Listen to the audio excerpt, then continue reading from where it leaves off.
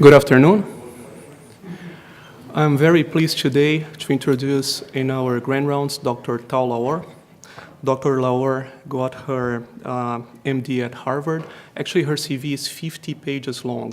It's impressive. She had her radiology residency at MGH, followed by a pediatric radiology fellowship at Boston Children's Hospital. Then she has developed her career as a pediatric radiologist, initially at Boston Children's, then Cincinnati Children's, and now she's back at Harvard as the Paul Kleinman Chair of Musculoskeletal Imaging at Boston Children's Hospital. Dr. Laor is extremely well published with more than 100 peer-reviewed articles, most of them in pediatric MSK. She has lectured all across North America, including here at Yale back in 2006. Today, she's going to talk about the pediatric update for the needy radiologist. Dr. Laor.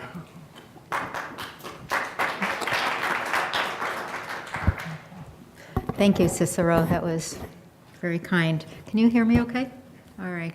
And thank you, everybody, for coming. And I want to thank the pediatric department for inviting me and giving me this opportunity to share a little bit of what I enjoy doing the most, which is pediatric musculoskeletal imaging.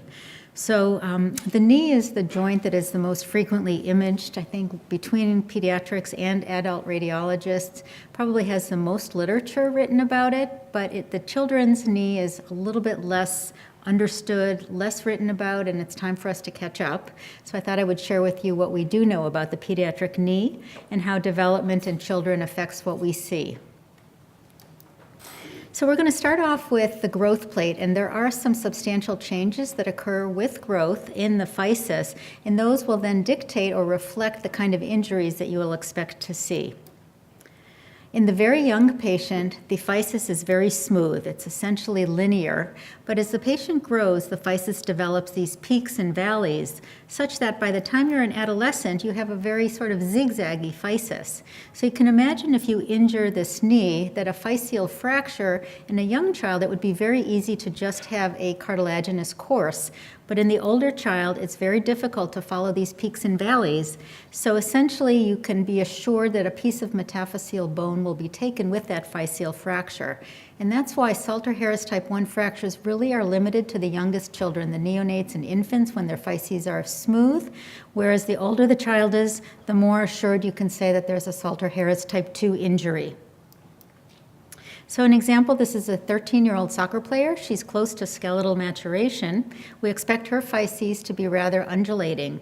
Her radiographs really did not show anything, maybe a little bit of soft tissue swelling, but nothing else. But she continued to complain of pain, so she eventually underwent a knee MRI. And on her knee MRI, we can see that she has a substantial injury. She's got subperiosteal hematomas with periosteal elevation, and she's got a physis, which is undulating, but notice that in fact she has a Salter 2 fracture. So although her radiographs were relatively silent, we pretty much can say that if she has a physeal injury, it will be a Salter-Harris type 2. This is an additional 11-year-old girl who had knee pain after she fell, and her radiograph showed maybe a small suprapatellar effusion with some anterior soft tissue swelling, but no fracture was identified. So she underwent knee imaging also because of her persistent pain. And on her knee MR, we can see that there are a lot of findings that show that she's had a substantial injury. First, if we look at her physis of the tibia, it's pretty well defined, but it's quite hyperintense and a little bit more easier to see or wider than its adjacent femoral physis. We see that there's a periosteal disruption, and in fact, that periosteum is interposed into the physis, and this is a Salter fracture. But because we know that Salter-Harris type 2 fractures are the kind of fractures we need to look for, we look at her sagittal or her lateral view, and in fact, we can see the Salter-Harris type 2 fracture with its metaphyseal component and the adjacent subperiosteal hemorrhage or periosteal elevation. All right, who knows who this is? Rod Serling, yes, I heard a Rod Serling from the front row. That's good. He was not a plant. You knew that on your own. So Rod Serling did what television program? Anybody know? You can't answer because I know you know. Anybody else? This is dating us. Twilight Zone, excellent. Yes, so Rod Serling, he was a screenwriter, he was a playwright, he was a narrator.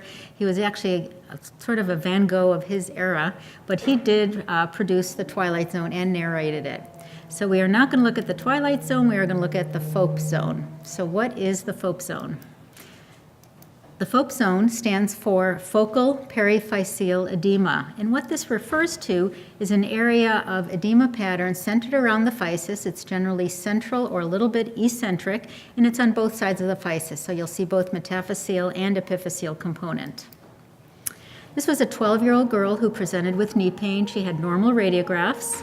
She underwent a knee MRI, and we saw this area of now what we call periphyseal edema. So she has what we now call a Fope zone.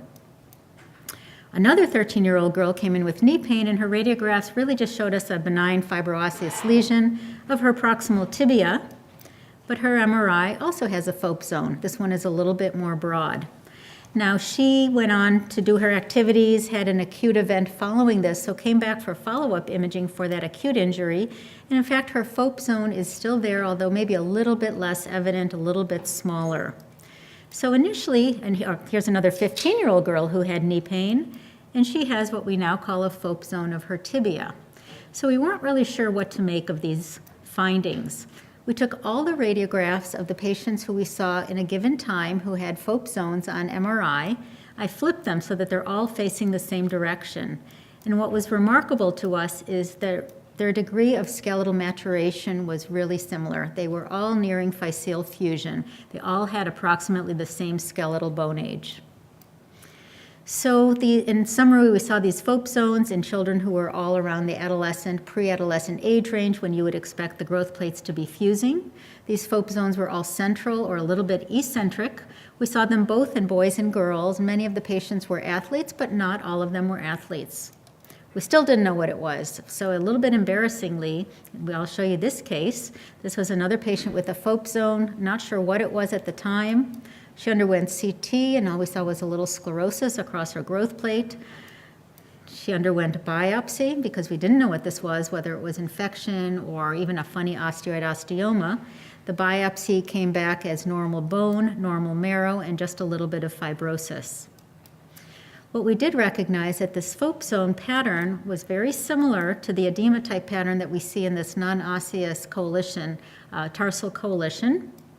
And we can see another tarsal coalition. In both of these cases, we've got edema pattern on either side of a fibrous union, which acts as a point of tethering. So the Fope zone in our minds is likely a manifestation of normal physiologic fusion around an area of fibrous union when the growth plate is just starting to fuse. So that's a physiologic process. Tarsal coalitions are not physiologic processes, they're developmental processes, but have the same edema type signal. And if you look histologically, tarsal coalitions are associated with hemorrhage and neovascularity. So we assume that this focal tethering that's occurring in the growth plates also causes hemorrhage and neovascularity and may be painful. So we recognize that the Fope zone likely is related to early physiologic fusion. It's a normal pattern, but it can be painful. There's a focal tethering, and as the patients resolve, the Fope zones go away. But we question, since you're fusing other physes in the body, can you see it elsewhere? We had just focused on the knee, and in fact, we've since seen it in the humerus. We've seen it in the proximal femur. We've also seen it in the distal tibia. Now, I share this case with you. It was in the literature. It makes my stomach turn a little bit, but this is an 11-year-old boy who had this edema signal near his greater trochanteric apophysis and apophyseal physis. And the caption on the imaging was 11-year-old boy with a focal periphyseal edema zone. Well, we know that the greater trochanter doesn't really fuse until later in girls 14 to 16 years, and boys 16 to 18 years. This boy is only 11 years old. If we look carefully at his MRI, we can see he still has a fair amount of unossified apophyseal cartilage, so he is nowhere near the point of physeal fusion. This is not a Fope zone, and in fact, this is osteomyelitis. So just be very, very careful to use this Fope term only around the time of physeal fusion. It's really a diagnosis of exclusion. All right, let's go look on some other changes that occur in the knee, namely the ligaments. We've gone from cartilage now to the ligaments, and we'll take a look at the cruciate ligaments to begin with. So over the course of development, the cruciate ligaments, both the anterior and posterior, undergo physiologic changes and developmental alterations. We'll start off by looking at the anterior cruciate ligament.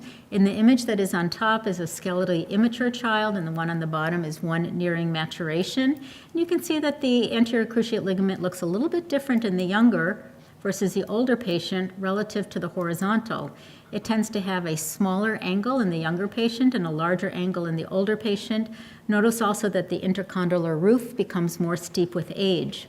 If we go ahead and graph the angle that the anterior cruciate ligament makes in the sagittal plane relative to the horizontal with patient age is a gradual increase in that angle. If we look at the posterior cruciate ligament, we can see that there are also some morphologic changes that occur with age. On top again is the younger patient, and we have the posterior cruciate ligament that forms almost a 90-degree angle, whereas on the bottom we have a skeletally mature patient, and we can see that the angle that the PCL makes is more obtuse. Similarly, if we graph the angles relative to age, we can see that with increasing patient age, which is really a surrogate for skeletal maturation in this case, the angle will increase over skeletal development. In the coronal plane, again, we have a younger patient on the left versus the older patient on the right. And if we mark the border of the anteromedial bundle of the ACL relative to the horizontal, we can see that with patient age, that angle increases. Also notice that the intercondylar notch becomes steeper and more narrower. So if we put together all these morphologic changes, how do we describe, or how can we put sort of the picture together? One other finding that we'll see is that the ACL takes a triangular appearance, becoming more cylindrical as the patient ages. So in this little movie, we've taken all these morphologic changes, namely the steepness of the intercondylar notch. We also know that there is an increase in external tibial torsion with age. So these morphologic changes in the bones seem to reflect the changes, or the changes are reflected in the anterior cruciate ligament such that it becomes more steep, you have a greater angle, and it goes from a triangular to a more cylindrical configuration. If we go back to the posterior cruciate ligament to try to determine why are those changes present, we look first at the attachment site, and in the younger patient, the PCL attaches right at the level of the articular cartilage. Once the intercondylar notch becomes steeper, that gets pulled up a little bit, and in the older patient, it's remote from the articular surface. Its attachment site on the posterior tibia is on a small protuberance, which in the younger patient is pretty subtle, but in the older patient, it's much more protuberant. So just like we looked at with the ACL, if we look at that with the PCL, we'll see some changes that are reflected due to these bony changes. Also, the configuration of the PCL changes. In the younger patient, the horizontal to the vertical component is about 1 to 2, whereas in the older patient, it goes up to maybe 1 to 4. So the morphology changes as well. And here we have a diagram showing that the intercondylar notch is becoming more steep. The posterior tibial attachment site is becoming more protuberant. It drags the ends of the PCL with it, and you get these expected changes. So you can say, well, that's sort of interesting, but do we really care, and how does that help me in my day-to-day work? Well, if we look at the children values and the adult values, it can help. So in the children, the sagittal ACL angle in the youngest children is quite small at about 46 degrees, and as you get older, we said it increases to 60 degrees. But throughout the literature, the adults suggest that when you see a small angle, or a relatively acute angle of the ACL, that's suggestive of an anterior cruciate ligament tear. But notice that that 45 degrees is very similar to the 46 degrees of the normal patient. So it's really not a great secondary sign to use in children. Similarly, the sagittal PCL angle increases with age, but posterior cruciate ligament buckling has been declared a secondary sign of ACL injury, but we can't use that in children as well because when they are young, their PCL looks relatively buckled or has a more acute angle. And just a reminder, you may run across something like this. So this is a young patient who had an unstable knee. We can see that the intercondylar notch is actually quite shallow. The tibial spines are not well developed. Distal femoral condyles are not well developed. And notice that the tibia is anteriorly translated relative to the distal femur. This is essentially a radiographic anterior drawer sign. Patient underwent MRI, and we can see that the intercondylar notch is completely empty. So this is an example of absence of the cruciate ligament, which can be a congenital anomaly. This has been associated with patients who present with congenital knee dislocation, and that begs the question, did the knee dislocate and the cruciate ligaments became hypoplastic, or were they always hypo or aplastic, and thus the knee is able to dislocate? It's also associated with lower extremity anomalies, so there are the hemimelias, like tibia and fibular hemimelia, and certain syndromes, particularly the TAR syndrome or the thrombocytopenia absent radius syndrome. You can have absence of both ligaments, or you can have absence of one or the other, with the ACL being much more frequent than the PCL. And again, remember what signs to look for on radiography, namely the hypoplastic tibial spines, the tibial plateau and the distal femur may be underdeveloped, and the notch, the intercondylar notch, will be shallow. Let's move on to another important ligament of the knee, and that's the medial patellofemoral ligament, or the MPFL, which we know is the main stabilizer for the patella. It's a capsular thickening that inserts on the upper 2/3 of the patella. And the attachment can be difficult to see, and particularly in the younger children, but luckily we have the medial collateral ligament, which is in near approximation to the femoral attachment of the MPFL. So patellar dislocation relocation injuries, or transient patellar dislocation, is very, very common in children. In fact, I think it's more common than any cruciate ligament injury. And because this is occurring quite frequently, more and more reconstructive surgery is being done, and it's being done at a younger age. So again, because we don't see the MPFL all the time, we use the MCL, or we can use the medial collateral ligament as a surrogate because it approximates where the MPFL should attach. What we don't know, however, is are there developmental changes that occur with this MPFL, particularly as surgery is done at an earlier age? Are they doing a physiologic type reconstruction? So here we have an intraoperative fluoroscopic image, and we can see the orthopedic surgeon has done his tunnel for the MPFL attachment. Here's the physis, and do we know if it's in the correct location for this patient's age? This patient remains skeletally immature. So we set out to try to answer that question. And the way we did our study is we looked at the level of the distal physis of the femur. We used the medial collateral ligament attachment to the femur as the surrogate for the MPFL, and we measured the distance from the physis to this MCL attachment site. And we looked at this over a wide range of patients from age 0 to age 20. We also then looked at the distance from this physeal line to the medial femoral condylar articular surface to see how that changes with age as well.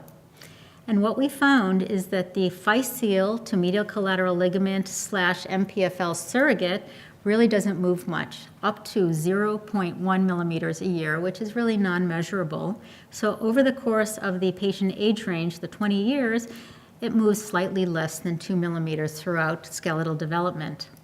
Whereas the MCL, the physis to distal femoral condylar distance per year grows by approximately 1.4 millimeters. So over the course of skeletal development, your total height changes about 30 millimeters. So there is a greater than twofold increase between the distance from the physis to the MCL or MPFL attachment site as opposed to the femoral condyle.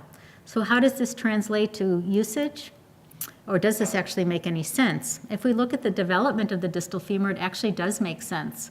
Early on, we can see the red marrow in a small distal femoral epiphysis. And notice how the epiphysis is much closer to the physis than it is to the articular surface. Similarly with growth, it grows, but you have to have more growth distally to get down to that articular surface than you do to approach the physis. So you have a more rapid growth pattern distally. And then similarly in the adolescents, finally it reaches down to the articular surface. So there is more growth that's occurring distally rather than periphyseal. And basically this translates to when the surgeon is reattaching or reconstructing the medial patellofemoral ligament, there needs to be no adjustment for patient age or skeletal maturation with respect to where they place the tunnel with respect to the physis. So we've seen some developmental patterns in ligaments of the knee, but what happens when they are injured, and how does this pattern change with different skeletal maturation? So certainly kids undergo mid-substance ACL tears, which I think many of you are familiar with. But very frequently they'll also undergo a tibial spine or a tibial eminence avulsion with a relatively intact ACL, although the orthopedic surgeons say that the ACLs inherently are lax and they actually rehab them like they've torn their ACL. Here we can see the small avulsion fragment, and the ACL is relatively intact. Notice how young this boy is. He's only 7 years old. He had a sledding injury. He did not tear his ACL, but has also a tibial spine or tibial eminence avulsion fracture. And the ACL looks intact. And yet another patient who has an avulsion fracture, and this one, if you look very carefully on the gradient echo imaging, we can see that went a little bit out more medial, that the avulsion fracture is actually rotated 90 degrees, such as the articular cartilage is opposed to the donor bone. And this will need surgical reduction, even though on the radiographs it looks like the fragment is in situ. This is another patient who had a tibial spine avulsion, was put in a cast just for conservative therapy and just would not heal. Wouldn't heal. Eventually underwent an MR imaging.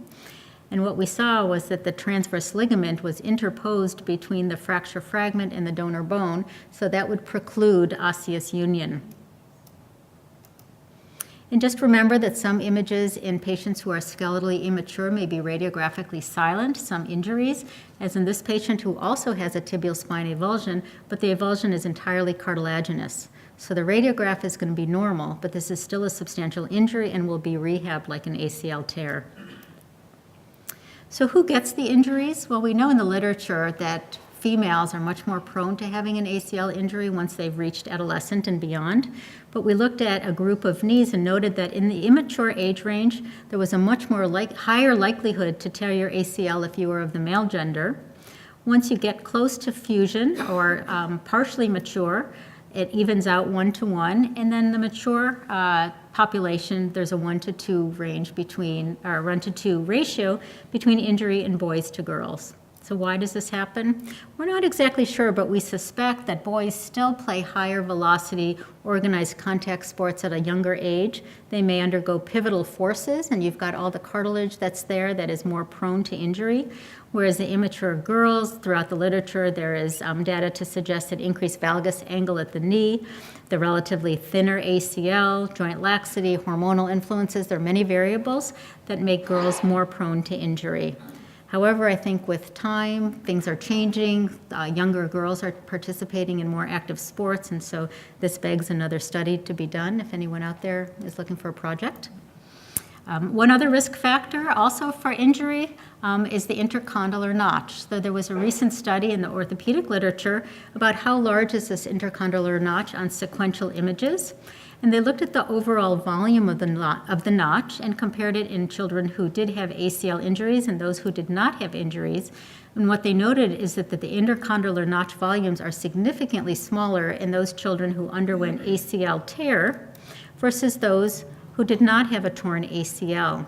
The thought is with this thinner notch that perhaps the ACL is chronically rubbing up against bone and becoming more susceptible to injury. And this volume was also significantly smaller in girls, which may also add on to the risk factor for why girls tend to have ACL injuries more frequently than boys, and begs the question, is a notchplasty considered appropriate if you've had an ACL tear to try to decrease the risk of having a recurrent tear? So we've looked at which gender gets injuries, but we have not yet looked at what kind of injuries the individual may sustain. We also noted that the tibial spine avulsion was much, much more common in the immature group, probably because the newly formed bone or the cancellous bone is much more prone to failure. ACLs are quite rigid and quite strong and offer more resistance than this newly formed bone, and thus the tibial spine avulsion is more likely when you still have growth remaining, versus the complete tears, which are more frequently seen in the mature group, probably because you've lost that absorptive, physeal, sort of sponge-like ability to resist injury. All right, we are going to move from ligaments onto bone development, and we're going to start off by looking at the tibial tuberosity. So I don't know if any of you out there have small children. I know some of you have young children. We've got a set of twins here, and you know who Snuffleupagus is? Yeah, so the tibial tuberosity, first, before it ossifies, has this long cartilaginous snout, if you will, looking very much like Snuffleupagus. This is considered the cartilaginous stage of the tibial tuberosity. And what's very interesting is you'll see that there is a growth plate underlying that distal or proximal tibial epiphysis, and it extends all the way to the tip of the tuberosity. But histologically, if you look carefully, that tip of the physis is actually fibrocartilage. It's not the usual columnar hyaline cartilage, which tends to be not very resistant, but it's very strong fibrocartilage. We move on in skeletal development from the cartilaginous stage to what we call the apophyseal stage, because you start to get one or multiple ossification centers in that tibial tuberosity. We still have the physis underneath the epiphysis and the tuberosity, but now that fibrocartilage is slowly getting replaced by hyaline cartilage, such as when you're at the next stage, which is known as the epiphyseal stage, because now you have one solid mass of bone. The fibrocartilage is much smaller, and you have the majority of the physis is now hyaline cartilage, and then you have physeal fusion, and you'll have no cartilage.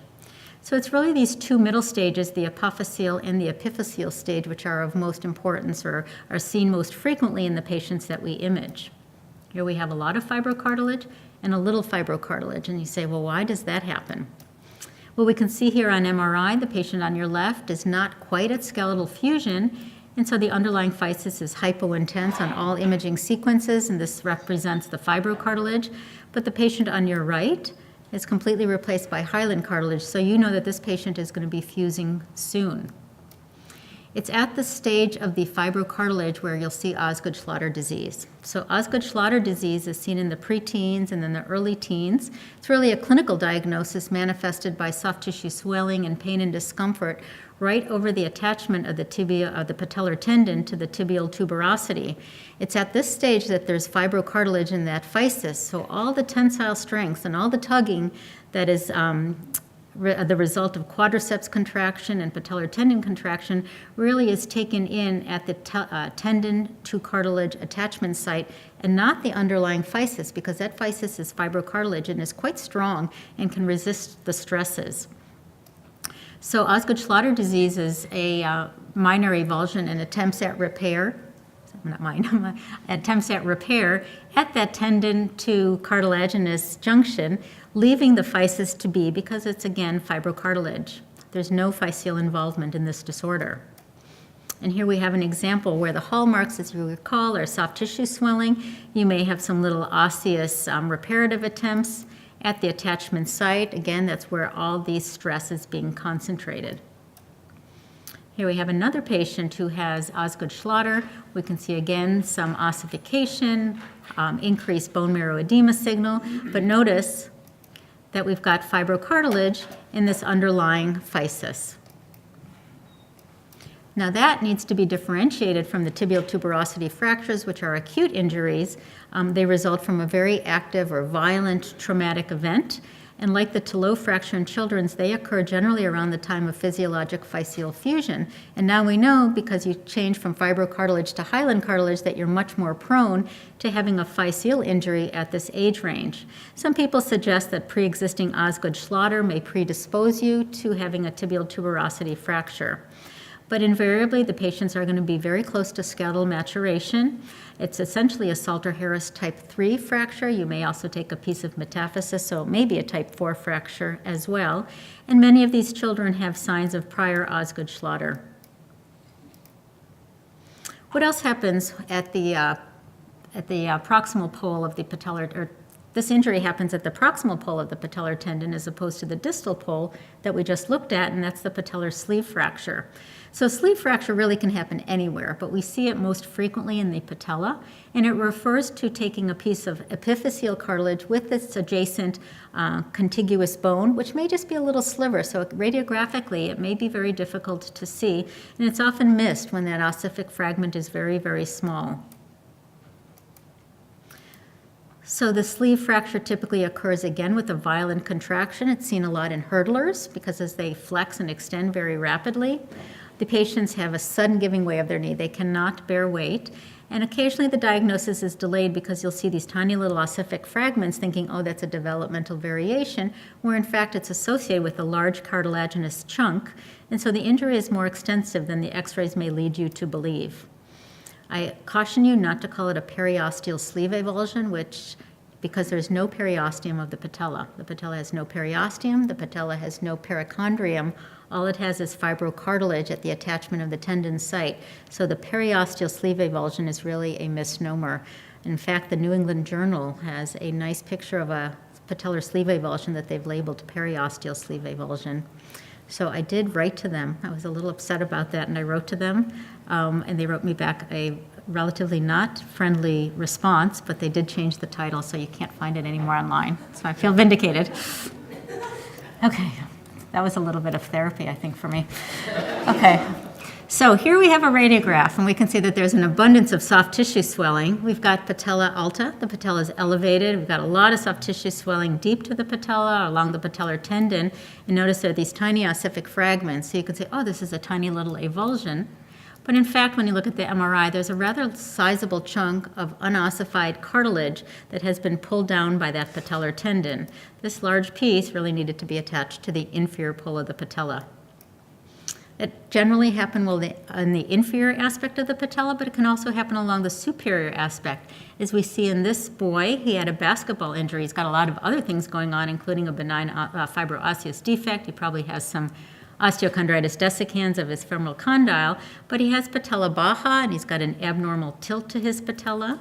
In an MRI, he has a sleeve injury with avulsion of the proximal portion of the cartilaginous patella, which that part is really radiographically silent. So in kids, you have to have a little bit of a higher level of suspicion of injury when the radiographs are normal.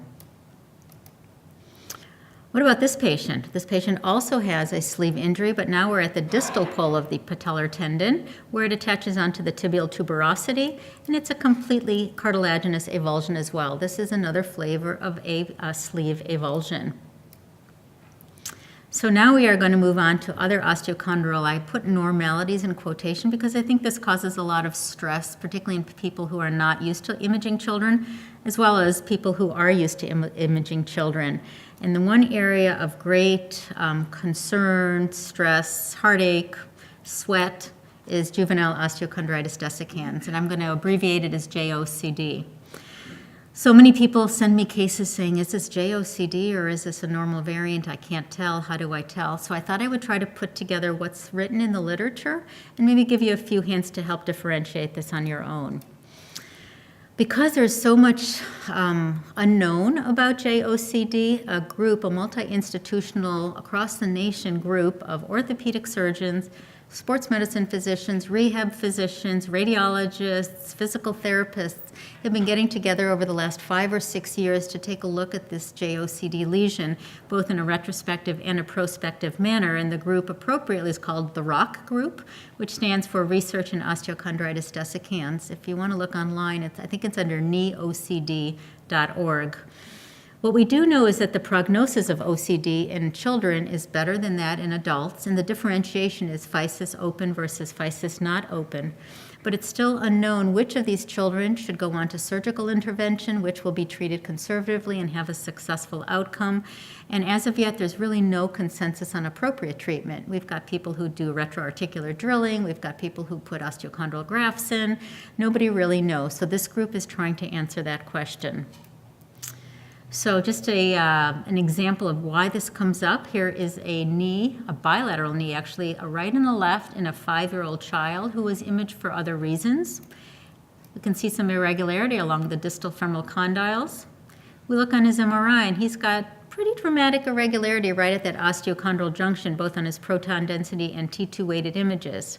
However, he is completely asymptomatic. He's only 5 years old, and we consider this a developmental variation. But how do we feel sure about that? Well, again, looking at what's in the literature, we can try to differentiate the developmental variation from JOCD, which in fact may be two ends of a spectrum. It may be that the children who have this developmental variation are never really able to fully ossify normally. Then they become active children and they may injure their osteochondral junction and go on to develop JOCD. It's hard to know what's really going on. But if we look at the developmental variation, and we divide patients by age. So the developmental variation really should not be seen in girls under the age of 10 or boys under the age of 12, whereas juvenile osteochondritis dissecans is very uncommonly seen if you are younger than 8 years old. So usually these children are going to be at least 8 years of age. 5-year-old boy, and here we have a 12-year-old boy with juvenile osteochondritis dissecans. And then sort of as a reflection of the age or the skeletal maturation, the developmental variation really is limited to children whose epiphyseal cartilage is still present, so they generally have at least a third of their epiphyseal cartilage unossified, versus juvenile osteochondritis dissecans. Typically, you don't have much epiphyseal cartilage left, certainly less than about a fifth or 20%. Developmental variation is not associated with bone marrow edema, whereas juvenile osteochondritis dissecans is associated with bone marrow edema, and I believe that this is probably what's causing the symptomatology. No edema and edema signal. The little pieces of ossification in the lesion, with the developmental variation, you're really not missing bone. You just have irregular bone formation, and so you have this more spiculated or puzzle piece appearance. Some people have called them accessory ossifications, whereas very frequently juvenile osteochondritis dissecans is associated with completely absent cartilage or small little foci of cartilage. Here we have our spiculation and absence. The developmental variation typically is going to be in the posterior 1/3 on the sagittal plane. It may extend to the middle weight-bearing third, but it is not seen in the anterior 1/3. Whereas juvenile osteochondritis dissecans really can happen anywhere, although it's most frequently seen in the middle 1/3, probably because its weight-bearing position. May go posterior, may go anterior, can be anywhere. Similarly, in the coronal plane, if we divide up the condyle each into thirds, the developmental variation will not extend into the intercondylar third, whether you're on the medial or lateral femoral condyle. Typically, it'll be lateral at the lateral 1/3 or the middle 1/3, but not the medial or the intercondylar third. Whereas juvenile osteochondritis dissecans very frequently will involve that intercondylar third and or plus minus the middle third. And then one of the findings that I use very frequently is the secondary physis. So what is the secondary physis? This is essentially another growth plate, although it's much thinner than the typical transverse physis that you're all familiar with. And it helps, or it is what is forming the ossification center. So you can see here on this histologic slide, you've got a very thin, pale pink area. This is a physis, and this is what forms the epiphysis, such that the bone just deep to that physis is really like a metaphyseal equivalent. It's the newest formed bone. It's adjacent to a growth plate. In the developmental variation, this secondary physis will be intact because you have normal bone growth, whereas with juvenile osteochondritis dissecans, the secondary physis is disrupted. It's not always easy to see the secondary physis, but when you do see it, it's quite helpful. So if we take our cohort again, we've got that 12-year-old boy with knee pain. Let's see if all the characteristics that suggest JOCD are present so that we can confidently make the diagnosis. He presented with pain. His age is greater than 8 years. He's 12 years old. He has bone marrow edema signal adjacent to this osteochondral injury. There are no puzzle pieces, so no little osseous pieces that fit together nicely to fill the gap. And it's located in the posterior and middle 1/3, which are acceptable places for JOCD. Essentially anywhere is acceptable for JOCD. And he's got a disrupted secondary physis. If we magnify it, we can see that the secondary physis outlines the epiphysis except for immediately overlying the lesion. But if we look at a 9-year-old boy who presented with patellar dislocation, he has no lateral knee pain, so pain is not an issue. His age is less than 13 years old, and he's a boy. He has no bone marrow edema signal. He does have that puzzle piece configuration. His lesion is located posteriorly, and in the coronal plane, it is not intercondylar. And if you look very carefully, he's got an intact secondary physis overlying the lesion. So all these findings, or overlying the osseous abnormality. So all these findings can lead you to pretty confidently say this is just a developmental variation. So we sort of feel like we have a better handle on how to diagnose JOCD on MRI, but we don't really know what we're looking at. So we set out to look at that as well. And we had an orthopedic surgeon who was extremely interested in this. And he had a cohort of patients who he took for surgical intervention. These were either children who had had conservative therapy and they did not improve, or who'd had prior surgery and also they needed to go back, they did not improve. And when he took these children to the OR, he did transarticular biopsies through a JOCD lesion in all of them. So the surgery was clinically indicated, and these patients all underwent biopsy, but we were lucky enough to get these samples and then to correlate it with these patients' preoperative MRI. We knew where the biopsy was taken from because we had postoperative imaging. We also had arthroscopy photographs, and we had operative notes. So what we were able to do is get a plug of bone and fibrous tissue and cartilage. Each area was sort of a trilaminar appearance. These were what the plugs looked like. And we were able to correlate it with the MRI. So we had a digitized photograph, and then we could scale it down so that the scale was identical to the scale of the MRI. We could then take this digital photograph and make it relatively transparent and overlay it immediately over the area that we suspected the biopsy was taken from. So now we were able to correlate MRI signal intensity with the histology, and we were a little surprised at what we found.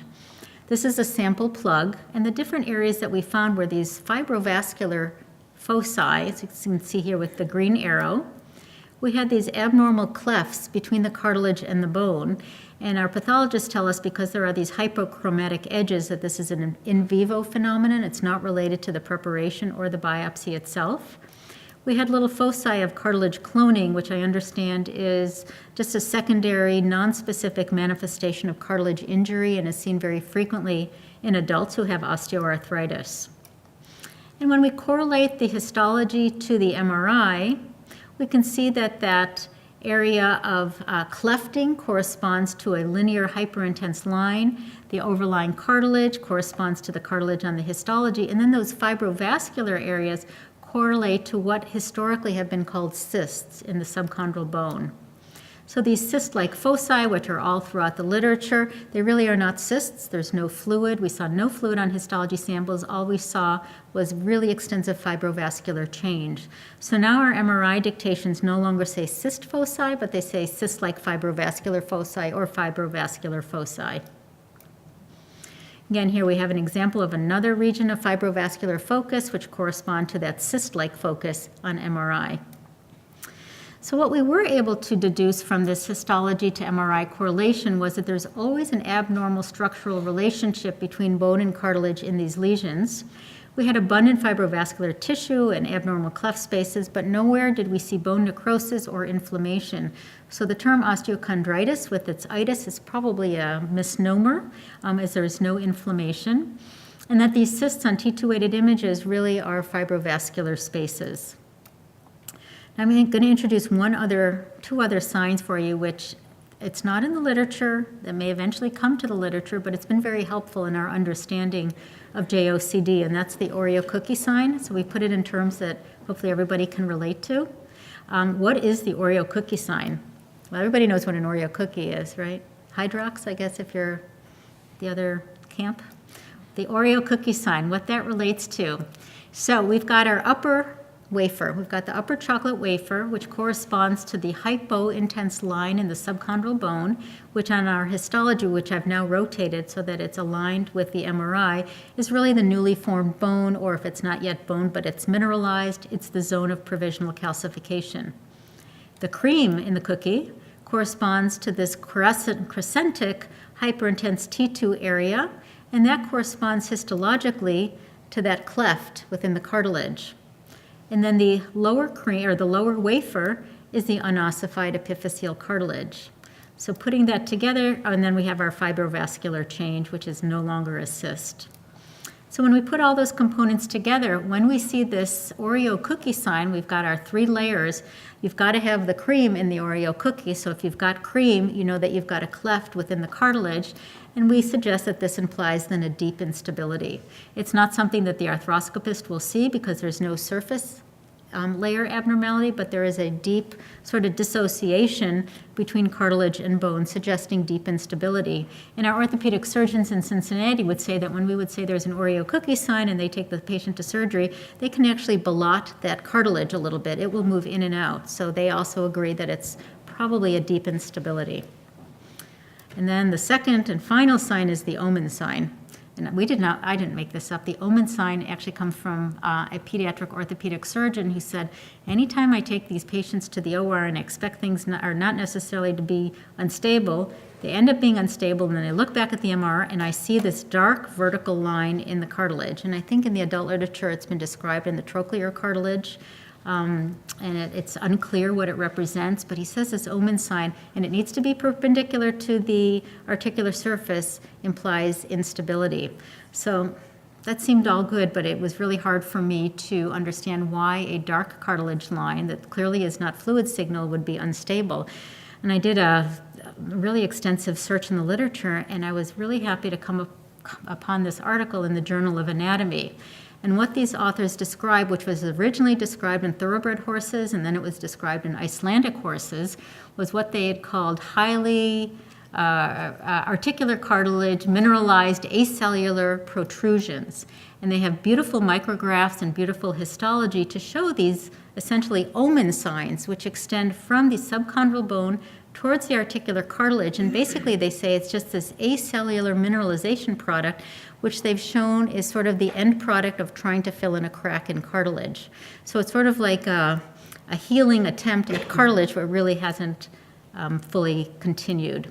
And so here we have this photomicrograph, and here is a 3D model of these acellular cartilage or mineralized protrusions, which I think is probably the correlate for our omen sign.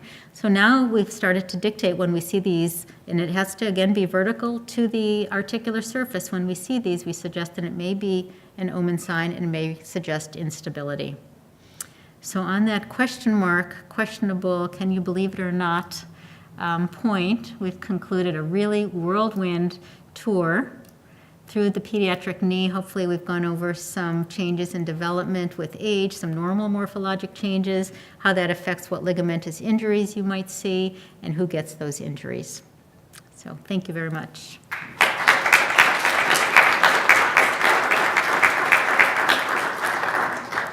Happy to answer any questions if you have any, only if they're easy. Yes? So your cleft, sorry, I'll wait for the mic.